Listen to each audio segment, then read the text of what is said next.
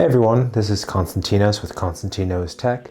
Got a quick video today. We're going to be doing an unboxing for the iPhone 16 Pro silicone case, and this is the lake green color.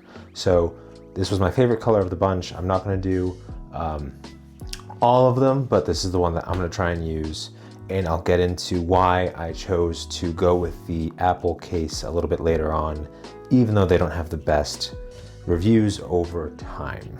All right, let's get this unboxing.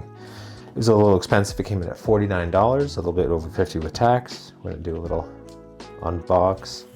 The problem with this efficient packaging is you don't even need the orange jerry-rig everything knife. So from there, we're gonna take it out of the packaging and look at that color. It's not very green, it's more like a blue-green, but I'm here for it. I like it a lot. So it has kind of that standard silicone feel. I hope it's not too slippery. I typically don't rock a silicone case because of how slippery it feels. I do love the design. I don't have the phone yet, so I won't try it on. It comes with MagSafe, and it comes with covered buttons for everything, including, and the reason why I chose this case, a cover for camera control. You know, I'm not somebody that can be brave enough to rock my phone caseless, and I don't buy Apple Care. I try to be careful, use a case and use a screen protector, and that's always worked for me in the past.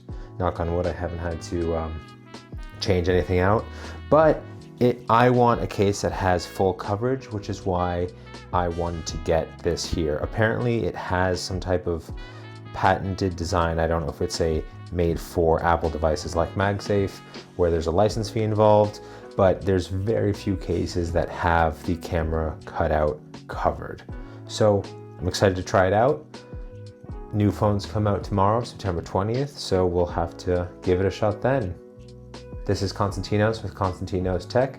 Thanks for tuning in.